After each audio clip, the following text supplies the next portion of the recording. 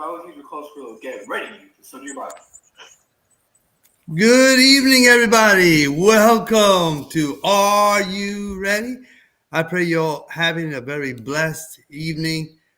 We have a very special guest tonight here on Are You Ready?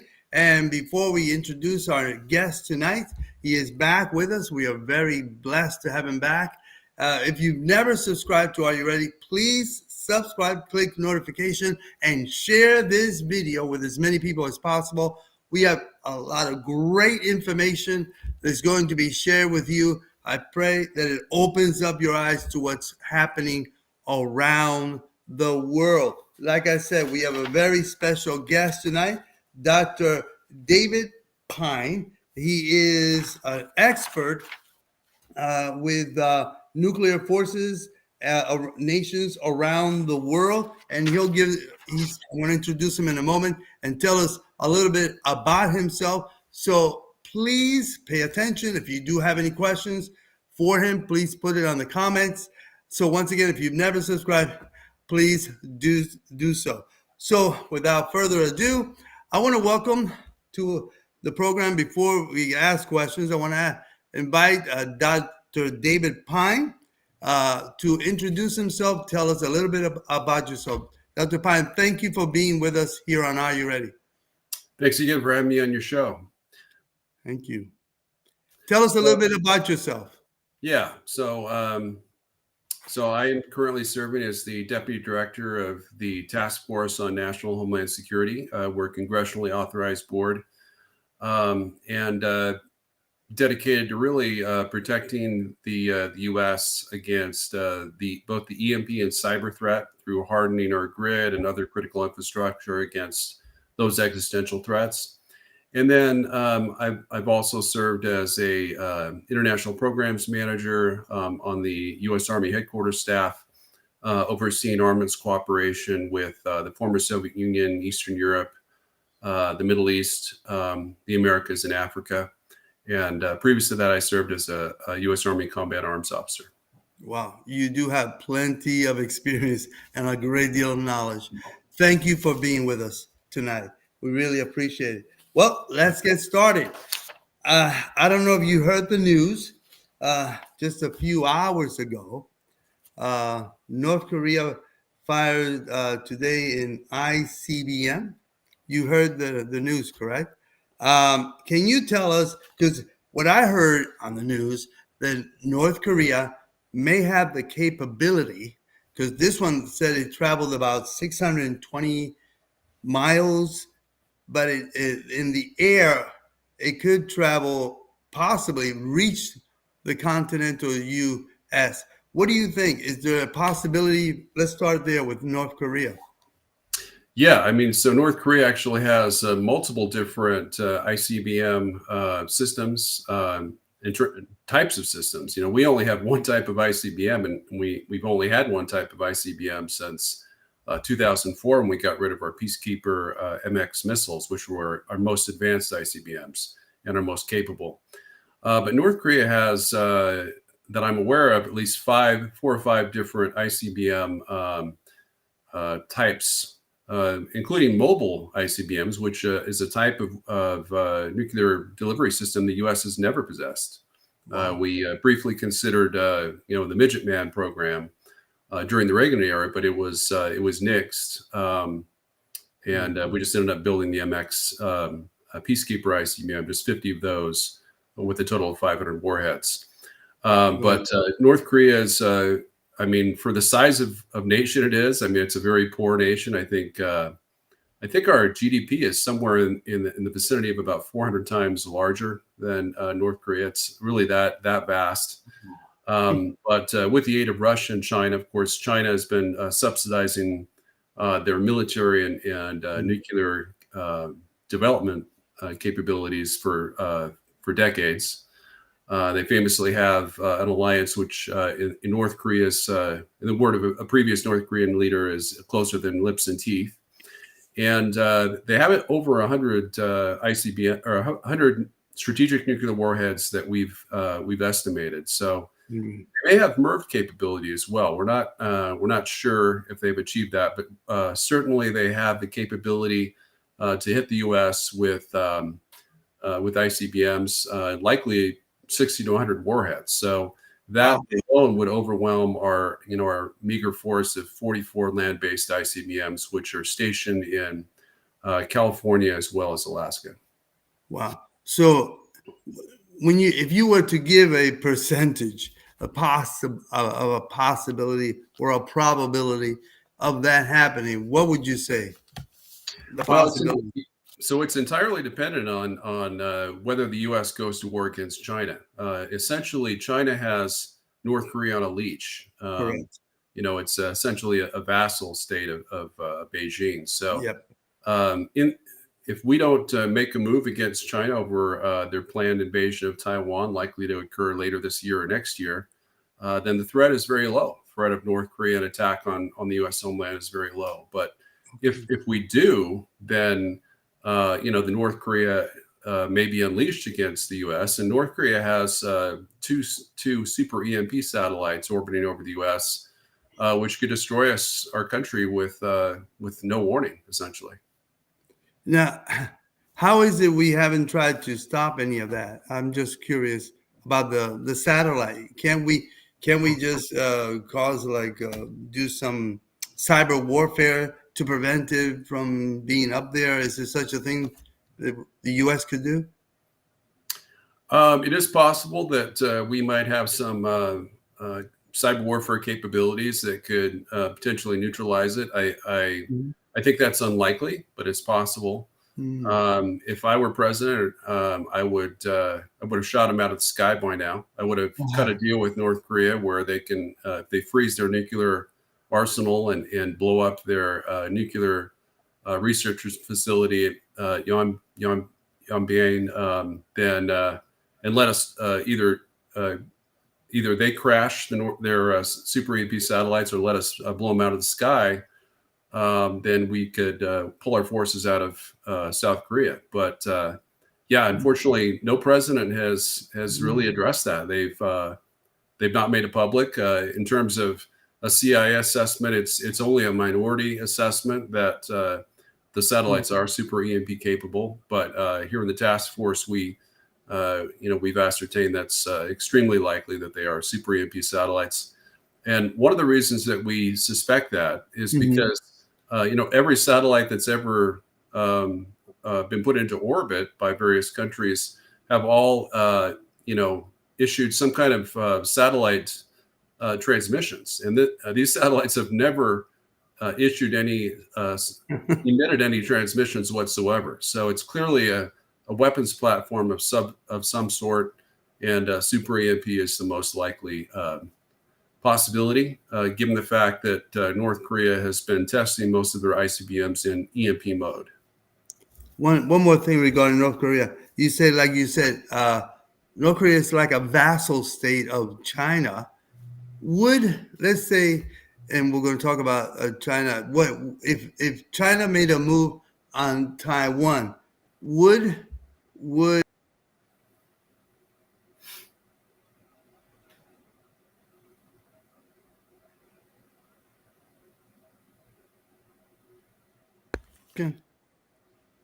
send the EMP? So unfortunately, I just lost you for a second. You Oh. froze. So if you could please repeat your question. Oh, sorry.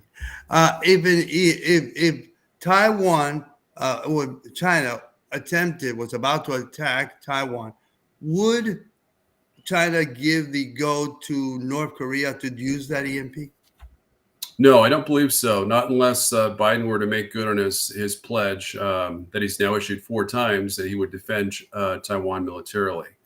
Essentially, the Russian and Chinese threat is almost exclusively determined by the level of threat we present to them. So the more we threaten them, the more we engage in nuclear brinkmanship with Russia and China, or even full scale up to direct conflict with Russia and China, of course.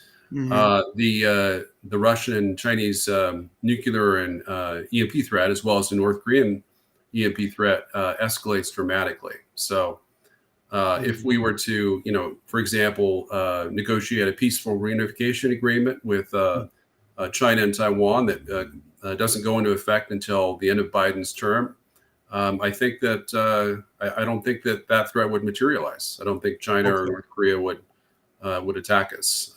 Same thing with Russia. If we were to follow the calls of people like Senator Lindsey Graham and start shooting down Russian fighters out of the sky, I think they would take the U.S. out in a massive cyber and space warfare attack, which would cause our government to collapse and people to starve by the millions. So, those are things we want to avoid. We want to try to negotiate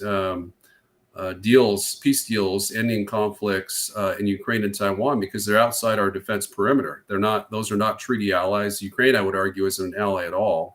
Right. Taiwan is an ally, but it's a non-treaty ally that's indefensible, unfortunately. We have a long relationship with Taiwan in which we were allies and supported Taiwan. But unfortunately, President Jimmy Carter elected to end that alliance in 1979, and no president's ever tried to renew it. We used to have 25,000 U.S. troops on Taiwan, and now, of course, we have maybe 100 special forces trainers. Wow. About 100. Wow. So far less. Well, okay, here we go. So you said we had 25, but it's gone down. You say? Yeah, we had 25,000 in 1970 during the Vietnam War. So that was a primary kind of hub, air naval hub for the U.S. during the Vietnam War. But today we have, like I said, maybe 45 to 100. Okay, now let's switch a little bit now. Let's go to Russia. What are Russia's nuclear submarines capable of? The reason I ask that is that recently I heard about some Russian submarines in the Atlantic, possibly in the Pacific. Did you hear such a thing? Is that true? Yeah, the Russians operate nuclear missile submarines in both the Atlantic and Pacific. Unlike the U.S., all Russian submarines are nuclear armed, certainly the nuclear powered ones. They do have some diesel powered ones as well, but those likely also have nuclear cruise missiles. The U.S., by contrast, we only have 4 nuclear missile armed vessels at sea at any given time. Those would be our Ohio nuclear missile subs, which we have two permanently deployed in the Pacific and 2 permanently deployed in the Atlantic.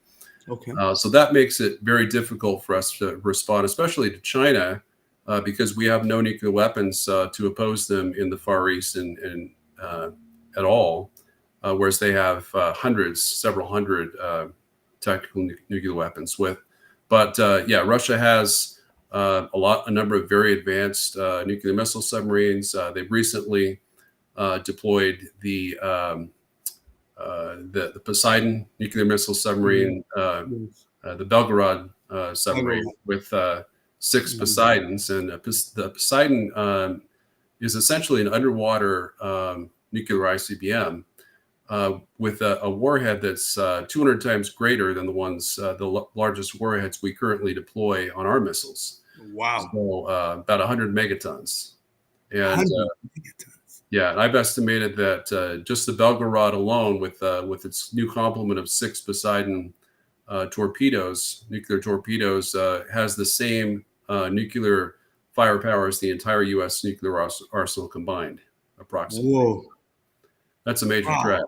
That's huge. That's huge. Is it true, according, if you just mentioned the Poseidon, that it could create a radioactive tidal wave? Is that correct? So that is the cover story, and certainly it would be capable of doing that. But the Russians aren't in the business of mass murdering people like they were during communist times. Correct.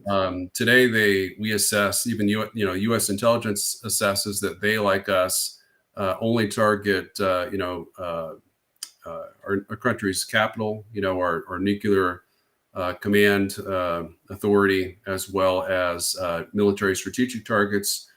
Principally, of course, our nuclear missiles and our nuclear bomber and submarine bases. So they're not going to waste Poseidons on that front. But what Dr. Peter Pry and I assessed prior to his tragic death Yes. last August is Mhm. that they would likely use it to trail our nuclear missile submarines out of port. In this case, it'd be the Atlantic, because that's where the Belgorod's deployed, and then detonate within a 50-kilometer radius, because they have a 50-kilometer kill radius estimated. So, that's a real threat. They could use it as part of a nuclear first strike. Now they don't currently have, they only have one of these submarines deployed so far, so they couldn't take out our nuclear missile submarines in the Pacific using this method, but they absolutely could in the Atlantic. Go back. There we go. You can continue. I guess we're having a little bit technical difficulties. Can you repeat what you just stated? What you were going to say? Yeah, I said that the Russians have their Belgorod submarine in the Atlantic, so they have the capability to take out our nuclear missile submarines in the Atlantic that are at sea, but not in the Pacific, because obviously, actually, and the Poseidons do have a very lengthy range. So I guess it is possible they could launch some Poseidons, and then Poseidons travel about 200 knots an hour, we believe. So it is theoretically possible that the Poseidons could navigate underwater all the way to the Pacific, perhaps through the Arctic region. But I think it's more likely they would focus them on our nuclear missile submarines in the Atlantic. And then there's also another threat from the Zircon nuclear hypersonic missile. It's a sea-launched hypersonic missile is being mass produced, and we've seen the Russians test them using submarines as well as guided missile frigates with their most recent naval exercise with both China, India, and South Africa. Yes. Near the South African coast. And Putin famously threatened in February of last year, prior to the Russian invasion, that a Russian nuclear submarine operating from 200 miles off the coast of up the Atlantic coast could take out Washington, D.C. with only 4 to 5 minutes warning before Biden could get on Air Force One. I think that's a very credible threat. Really? Mm-hmm. Now, so is that possible that because it's hypersonic, if he fired it from that frigate, because there was a frigate, if I remember, in the Atlantic recently. Am I correct? I heard they were doing some drills out there. Is that correct? Yeah, I mean, there was a Zircon-equipped guided missile frigate that the Russians had where they sailed from Russia all the way to South Africa. Mm. But were they near the coast of the U.S.? Is that true?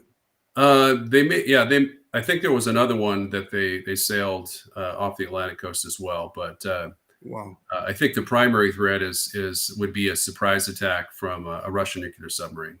Russian, yeah. So, and if a nuclear missile was fired from that submarine in the Atlantic, how many minutes before it hits, let's say, Washington, D.C.? It depends on the distance from the coast. We actually had a report, I think it was early last year, of a Russian nuclear missile submarine, a small one, granted, but probably a advanced kilo derivative, maybe a Sverdlovsk nuclear missile submarine that actually penetrated the Chesapeake Bay. So, I mean, those are really shallow waters. They only go down about 45 feet. Wow. So it would be operating at periscope depth. Obviously, it was quickly detected, and I think it was forced out. Okay. But that just shows how vulnerable the U.S. is in terms of having these Russian nuclear missile submarines operating within mere miles of our coastline. And so, that's amazing. Those kind of hypersonic missiles, they travel, at a pretty low altitude. But they travel at like Mach 5 to Mach 8 in most instances, sometimes as high as Mach 10. And then, of course, the Russian and Chinese hypersonic glide vehicles can actually operate at a speed of around Mach 20. So reaction time is very, very limited. By way of comparison, all of our cruise missiles, we don't even have any nuclear cruise missiles anymore.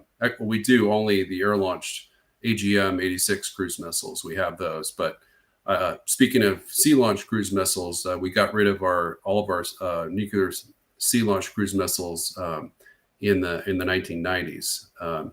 But even the ones that they're talking about, with the so-called SLICM-N, which Congress is pushing for, at least Republicans in Congress are pushing for, is a subsonic nuclear cruise missile. So travels at a much slower speed, definitely vulnerable to being shot down with by enemy fighters with look down and shoot down radars, as well as anti-missile systems, of course.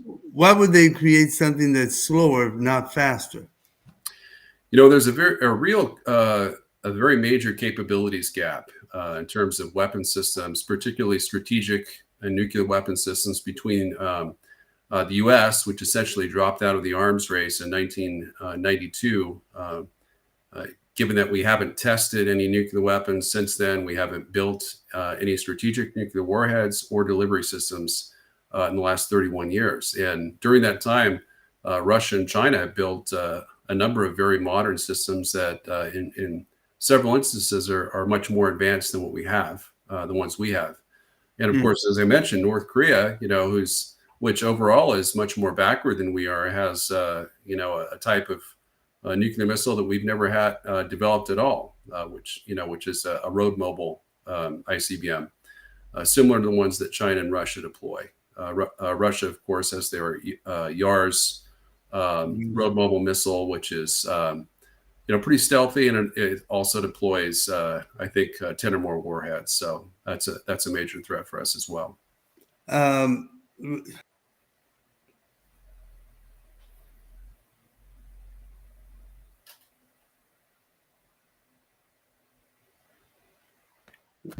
Why did the Russians get out of the START? Is it START treaty?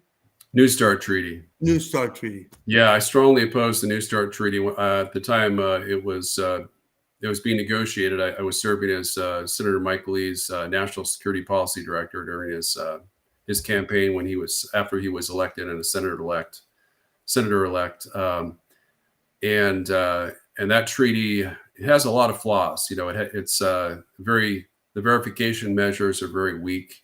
There's really no way we can verify Russian adherence to the treaty, even if we're inspecting the missiles themselves, because Russia has their nuclear missiles are actually capable of mounting 3 times more warheads than what they officially declare in many instances. 3 times. And so, with the New START treaty, I mean, it was really, the New START treaty is really favors Russia very heavily. So they would have gotten rid of that. They would have scrapped that treaty outright, the day after we started sending weapons to kill Russians in Ukraine. But because it favors them, they were reluctant to take that step. And even recently, they didn't actually pull out of the treaty. They just suspended their adherence to it, which is really the same thing.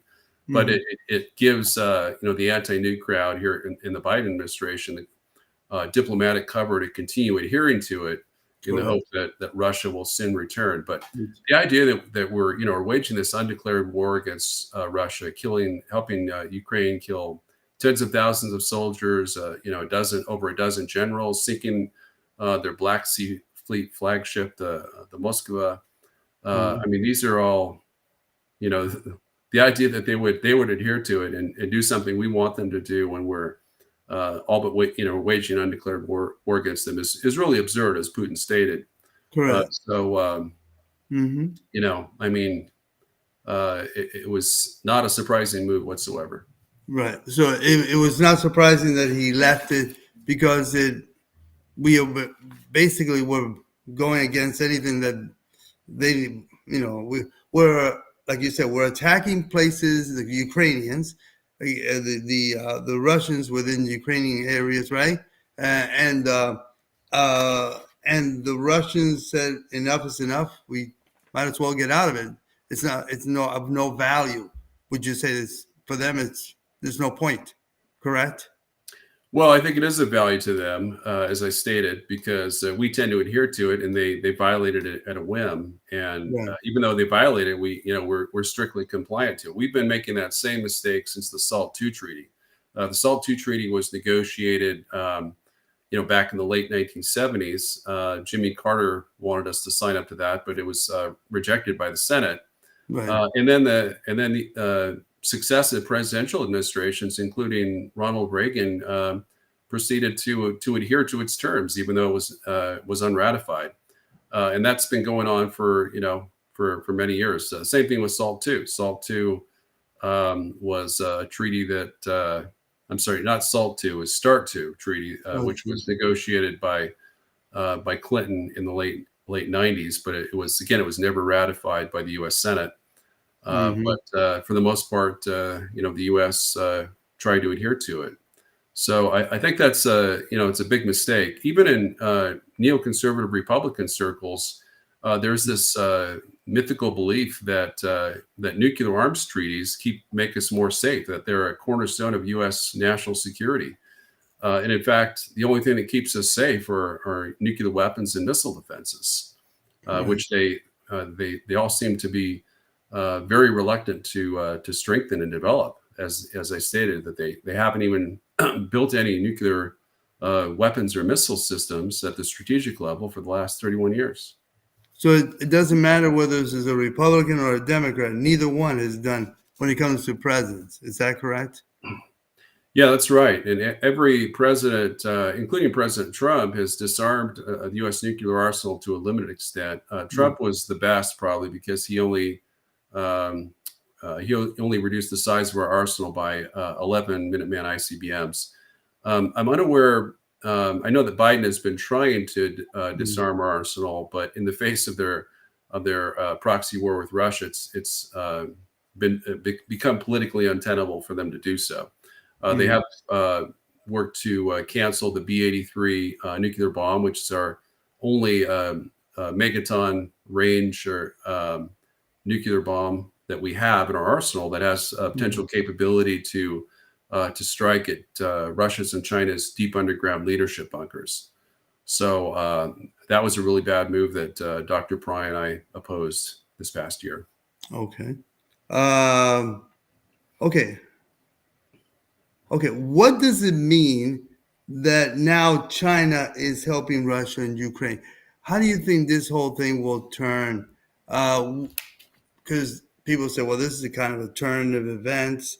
People are hoping. I think this is what I've been hearing. They've always been hoping that China would be like the pivot, right? Pivoting away, that China will side more with us and will try to move away, cause Russia to not go to war or to stop fighting or get out of Ukraine. But it seems now they're doing the opposite. Is that correct? Yeah, I mean, it's been an open secret, really, that Russia and China have been military allies since 2001. They signed an alliance treaty back in July of 2001. Bush administration initially planned on responding to that and developing a great power competition strategy. But then September 11th happened, and they went in the opposite direction. Instead of facing up to the Russian and Chinese threat, they proceeded to pursue a global war on terror that lasted 2 decades and really just bled us of our precious soldiers who died, and as well as $6 trillion in money that we could have utilized to make the U.S. impregnable against enemy nuclear or EMP attack. Yes. So will China? Here's the next question. Will China? I don't know if this will. Do you think China will ever bring warships of theirs Russia has? Do you think China will bring any warships towards our part of the Atlantic? Is there ever a possibility?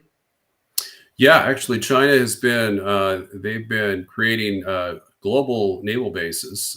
They have bases that they're trying to set up, one in Western Africa that we view as a significant threat. They also have kind of unofficial bases that they're trying to establish, like in Argentina. Hmm. in the Pacific, perhaps even in Brazil. Now that their communist unity candidate Lula da Silva has become president, likely through fraud, like President Biden. Right. So yeah, that's definitely a threat. So that is a possibility that one day we may hear in the news there's a Chinese warship in the Atlantic. I think they already have warships in the Atlantic. They already have warships. Yeah, their fleet is larger than ours, and they likely already have a flotilla or a squadron there. Really? So okay, how come? I've heard of the Russians being in the Atlantic, but I've never heard. Why I have never heard that the Chinese would have already. You're saying they may have more than one ship in the Atlantic? Yeah, I mean they have bases, and again they have all these unofficial bases. Like officially, they have maybe two that the liberals admit to, but Mm-hmm. they have unofficial military forces in Panama, for example, that control both ports on each side of the Panama Canal. So they have that. They have communist Cuba as an ally. They have Yes. communist Venezuela as an ally. So you could have visiting PLA Navy warships to Cuba and Venezuela and even Panama Sure. that could pose a nuclear missile threat to the U.S. So, and they could have submarines as well that are deployed to the Atlantic. But clearly, the main threat, with 80% or 90% of the Chinese fleet, both submarines and surface ships, is in the Pacific, because they're planning for this big amphibious blockade and invasion of Taiwan. Right. And that's a real advantage they have over us is, as President Trump stated, Taiwan is indefensible because it's 81 miles. He said 100 miles from China and 8,000 miles from the U.S. It's actually 6,900 miles. But then they also would likely enjoy a 10-to-1 superiority over us in terms of naval warships. And that's something that even supporters of war with China have admitted. A war with China in the Pacific is going to be a war we don't want to fight because it'll be a war we can't win. Oh, wait a minute. Did you just say, repeat that again? Now, because I'm sure I feel what I'm sensing is there are people that are thinking in America that we could possibly beat China, and not only beat China, we could beat Russia, and we could beat Iran, and we could do North Korea. There are, absolutely. So, what you just said, can you repeat what you just said? That we would lose probably to China? Is that correct? Yeah, I think it'd be virtually guaranteed we would lose a war to China or Russia. Wow. But even a conventional war, we would lose because China has, the level of naval forces they have in the Taiwan and South China Sea. Like as I said, it would be 10 times more warships than the U.S. Navy could deploy. Wow. So their blockade would be essentially unbreachable. If we were to attempt to break the blockade with naval and air forces, most of our forces would be destroyed. We just don't have we don't have the military capabilities that we once had, where we used to have unquestioned naval superiority over China. Now they have overwhelming theater nuclear supremacy over the U.S. and the Pacific, Western Pacific and East Asia, because as I said, we only have 2 nuclear missile submarines, and those are principally mount strategic missiles. So if they were to use tactical nuclear warheads, we really wouldn't have a good response. We'd either have to de-escalate the war, which I think is the most likely option, or else escalate to the strategic level. In which case, if we were to shoot a strategic nuclear missile at China, it would be a full-scale nuclear exchange, which would end in our destruction. So I think that's a less likely possibility in response to a Chinese nuclear escalation at the tactical level.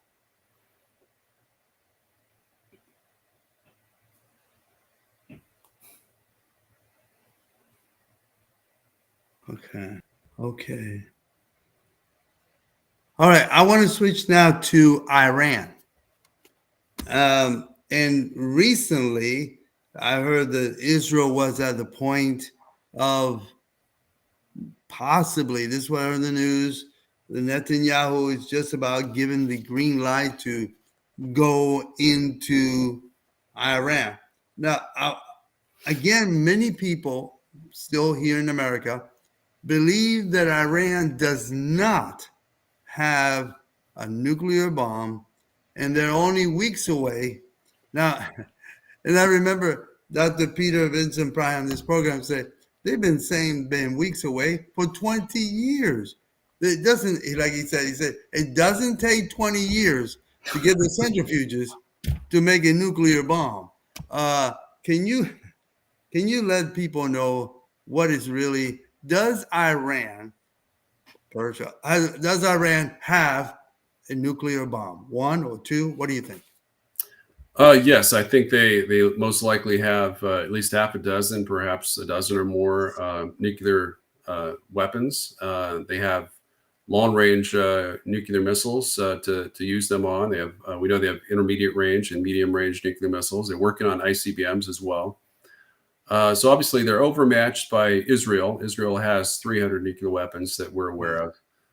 So the chances that they would use nukes would be only in defense, essentially. If Israel were to attack them massively with air or missile strikes or even a nuclear weapon, then they would respond in kind and wipe Israel off, attempt to wipe Israel off the face of the earth. But of course, Israel has, pretty decent missile defenses that are mostly theater range. But then again, Iran's nuclear ballistic missiles are mostly medium and intermediate range. So with that kind of trajectory, it's very possible that Israel would succeed in shooting down the majority, certainly the majority, and perhaps even all of Iran's nuclear missiles. So I think they need to wait a while, obviously, before they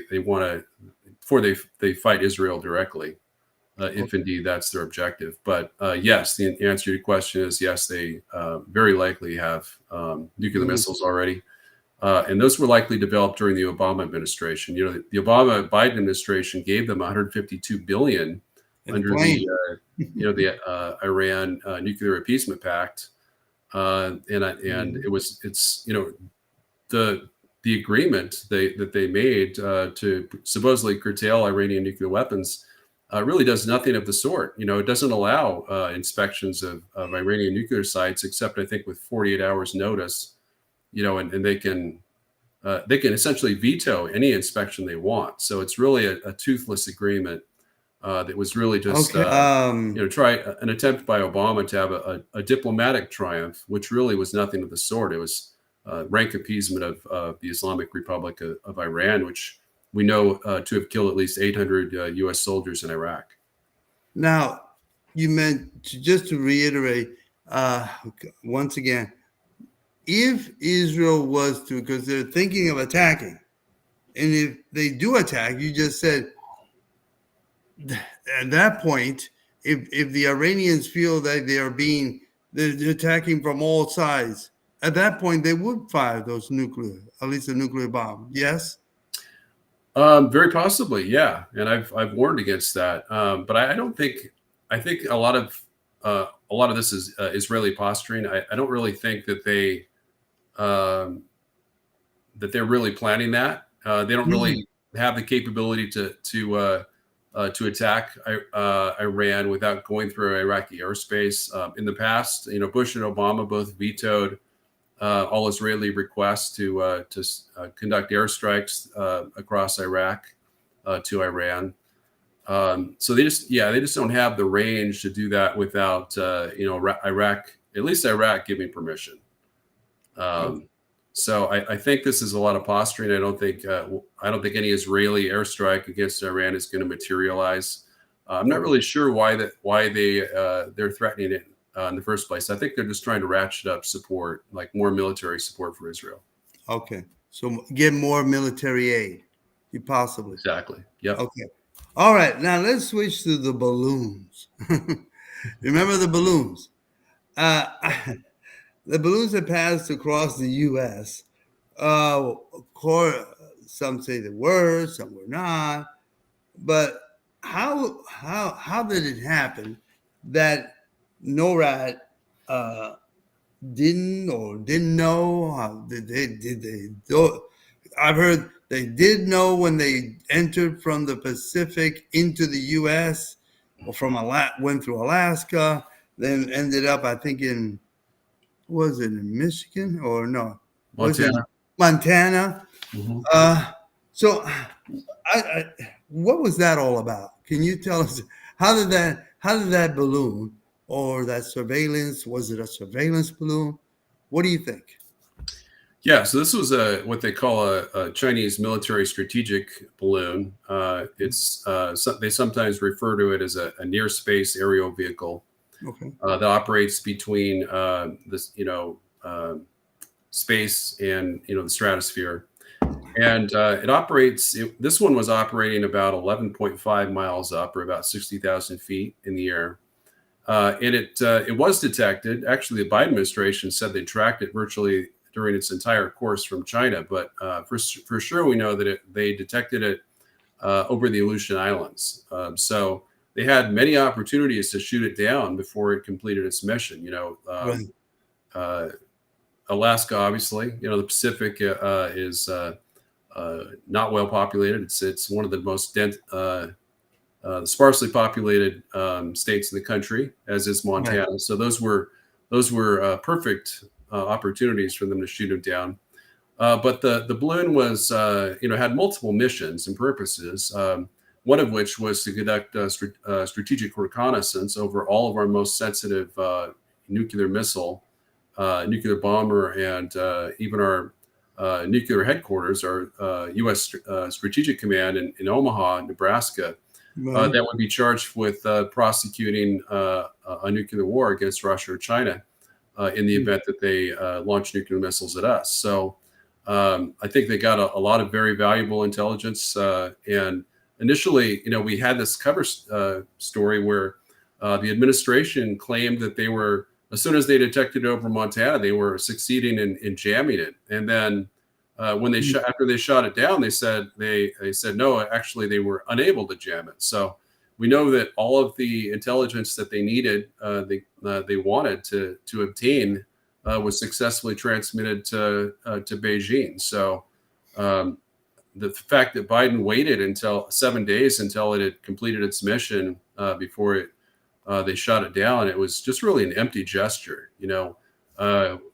We expect presidents to defend U.S. airspace. This was a nuclear EMP weapon capable aerial vehicle that could have detonated and killed millions of Americans. If it was a super EMP, it could have shut down our power in multiple states, perhaps even the entire grid. So it was really a huge dereliction of duty. But perhaps more than anything, I think it was a strategic signaling to the Biden administration that if they dare make good on their threat to defend Taiwan militarily, they would simply nuke us or EMP us. Wow. So why didn't they shoot it down when they had the opportunity? Why didn't they do it? Well, we don't really know for sure. I mean, President Biden claimed he gave the order on Wednesday when it was detected, Right. when it was over Montana. Mhm. And then and 3 days later is when it circumnavigated the entire South country Carolina. and was shot down off the coast of South Carolina. But he basically said that his generals told him that it was too risky to shoot it down because it might get the debris might hit a school or something and injure civilians. And that's just ludicrous. I even heard one of the Pentagon or State Department spokeswomen state that the debris field. It was of course the White House press secretary. She claimed that it would create a debris field up to 400 miles. This is a 200-foot balloon. It's a huge balloon, but it's a balloon. It's pretty much there's not. It's full of hot air, right? It has like a technology bay that can carry up to 2,000 pounds of weapons and other equipment. Wow. But that's about it. So it's maybe a few tons at most, maybe a couple tons. Right. It was never really a major risk unless it was flying over a major city or densely populated area. So that whole claim was completely ludicrous, obviously so. And Mhm. we know, of course, that President Biden is a controlled asset of the Chinese, Chinese Mhm. um, leadership. So that would be the most logical explanation for why he chose not to shoot it down, because he didn't want to offend his Chinese paymasters. Right. It's good. I think I would agree with what you just said. Yes. All right. I have just a few more and we'll be done for this evening. Now, and I think you mentioned it, but I want those who are watching, are you ready? Um, can America, because I've heard this and I think you touched on it, but I want to please make it clear. Can America fight 3 areas or 4 areas simultaneously? Is that possible? Yes or no? No, it's not. Yeah, we had during the Cold War, we maintained a military that was, purported to be capable of fighting 2.5 wars at a time, Hmm. two major regional conflicts, and then a small scale war. And then I think it was maybe a dozen or more years ago, perhaps even during the Clinton administration, we went down to a kind of a 1.5 war standard. I think that's where we're at right now. So, in answer to your question, no, we cannot fight 2 major wars. 4 major wars, let alone two. Wow. We'd have to. We would be spread too thin. We would most likely lose all 4 conflicts. Wow. So there's the chances, because that's the thing. You will hear people, well, there's about, we may have to go to war in 4 different places, but the chances of that are slim and none to be able to even win. We would lose most of them if we tried to do so, correct? Yeah, the chance. I mean, if we go to war, it's going to be at least a three front war for sure. I mean, if we Right. go to war against China, that'll activate their alliance with Russia, and Russia. Russia would likely intervene militarily in a Pacific war, and then we'd have North Korea invading the South at the same time. Then we'd face nuclear, EMP, and cyber strikes. I mean, I think there's a good chance. It would be a cyber strike. Massive cyber attack, as well as a space warfare attack on day one of the war. And then, Russia would decide whether to EMP us and perhaps even nuke us as well, with a limited nuclear strike. Certainly a decapitation attack that would take out Washington, D.C. And if we do get, and I think Dr. Price said it before, we are not ready. America is not ready for an EMP attack. Is that correct? Yeah, we're not ready for an EMP attack at all. We've had multiple efforts, multiple bills that we've tried to support in Congress. The most successful, which was the GRID Act in 2010, was passed unanimously by the U.S. House of Representatives, but it was killed in the Senate by Senator Murkowski, in the Energy Committee. And that would have provided $2 billion in funding to harden the grid against the EMP attack, and that would have just kind of been a minimal level, but it would have put measures in place where we would harden the most critical elements of our electric power grid, and then we could have had follow-on bills to finish the job. Mm-hmm. So not only that, but I recently watched the Strategic Forces Committee hearings in the House Armed Services Committee and the Senate Armed Services Committee just last week, and the Commanding General of U.S. Strategic Command declared that it is not U.S. policy to defend the U.S. against Russian and Chinese nuclear missile attack. And I've subsequently discovered that's actually been passed into legislation that the U.S. Missile Force is neither designed nor really allowed to defend the U.S. against Russian or Chinese attack. Now, I personally worked for the Missile Defense Agency from 2003 to 2005. So, I knew at that time that we had no capability to defend the U.S. against a Russian nuclear missile strike. But the idea that if there was a Chinese, limited Chinese nuclear missile strike, that we wouldn't even try to shoot it down is really, again, such a dereliction of duty and almost treacherous. Wow, that's unreal. Okay, one last question. because I heard this was flying over there in North Korea. Can you, two things? Number one, before two more questions, if you don't mind, two more. Yeah. All right. You mentioned an EMP. Just to clarify for those who are watching, are you ready? What would happen if an EMP, after a major EMP attack, what would happen here, let's say in America? Can you explain to people watching? Yeah, absolutely. So with a super EMP attack, that was a comprehensive attack against the entire continental United States. It wouldn't kill anyone directly, but what would happen is, all major electronics would shut down, the internet would shut down. So you try to make a call, you couldn't make a call. You try to use the internet, you couldn't do that. You try to start your car, it wouldn't start unless it was like 1980 or before 1980. Right. So really old cars might still work. And then, without power, I mean, there'd be no heating, there'd be no water. Water would shut down very quickly. Water purification would stop as well. The food distribution system would break down. So, the grocery store shelves would be, quickly cleared out. There obviously would be a complete financial collapse. People wouldn't be able to work. The economy would completely collapse as well. We'd see a barter economy.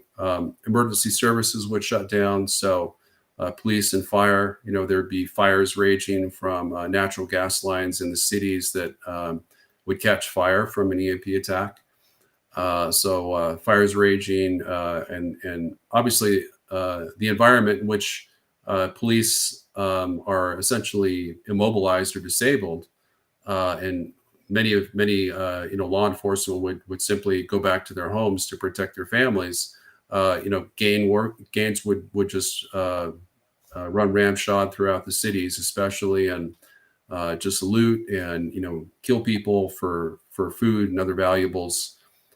So it would almost be like a second American Civil War, but there'd be it wouldn't be two sides; it'd be everyone fighting each other.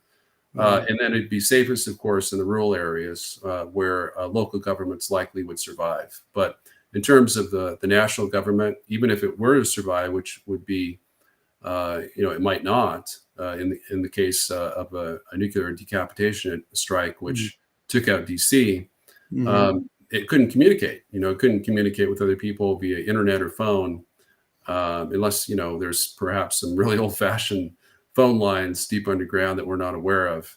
Right. There'd be no continuity of government, really. It would, the U.S. would fragment and collapse into multiple countries, or, at best, perhaps even city-states. Okay. One last question. The last one I want to have is, what is the doomsday plan, as they call it? What does it do? And how many does the U.S. have? And when is it always up in the air, like they say?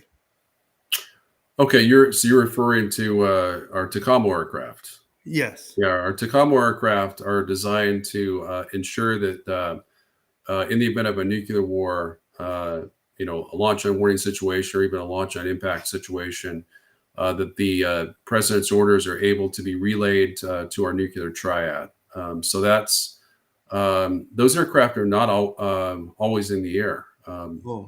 They are only in the air if we're at DEFCON 4 or above. So based on my sources, the Biden administration has kept us at DEFCON 5, which is the lowest state of readiness. So we're essentially really vulnerable to a nuclear Pearl Harbor, essentially. Wow. So we may or may not have Tacoma aircraft in the air, but based on our nuclear alert status, it's there's no way to know for sure whether we have Tacoma aircraft in the air at any given time. Now, there's also the Looking Glass aircraft. Aircraft, we do have at least one, almost they call it kind of an alternate nuclear command post. We do have those in the air, even at DEFCON 5. So, we do have some resilience in the nuclear, what we call nuclear C3 or NC3, Okay. which is our command, control, and communications, to help ensure that there would be some backup system in the case the president was taken out, or Air Force One were to go down. So you did say we are DEFCON 5. I had the impression we were at 3. So we're at 5? Yeah. So, of course, what DEFCON alert status we're at for, DEFCON applies to multiple things. So you have U.S. Strategic Command, for example, that could be at one DEFCON level. Then you could have European Command could be at a higher DEFCON level. Oh, okay. Different, we have multiple commands. There's NORTHCOM, which, obviously is in sync with Strategic Command. But European Command is likely at DEFCON 3 or 4 equivalent. But in terms of U.S. Strategic Command, we've been at DEFCON 5, which is, again, the lowest state of readiness alert status. Okay. Well, I think we've had a wonderful, wonderful evening tonight. And Dr. David PYNE has been a great blessing. Before we finish tonight, Dr. PYNE, is there anything you would like to say to our audience? Are you ready before we finish tonight? Anything you want to share with them? Yeah. So I'm the editor of the Real War newsletter, and that's at dpyne.substack.com. Again, dpyne.substack.com. And there you can find my latest articles and alerts, which I try to post on a weekly basis, but sometimes it's less frequent. But I think I've got a lot of interesting content there for your readers. And if they would just go there to subscribe, then they'll be sure not to miss any of it. All right. Well, thank you, Dr. PYNE. We really appreciate coming back and being with us here on Are You Ready? Thank you very, very much. For the rest of you who are watching, if you've never subscribed, please subscribe to Are You Ready? Click notification and share this video with as many people as possible. This is great info, and I've learned quite a bit tonight, things I didn't know. So thank you, everybody. God loves you, and shalom. Have a blessed evening. Dr. PYNE, once again, thank you, and have a blessed evening, you too, sir. Thank you very much. Thank you. Good night, everybody.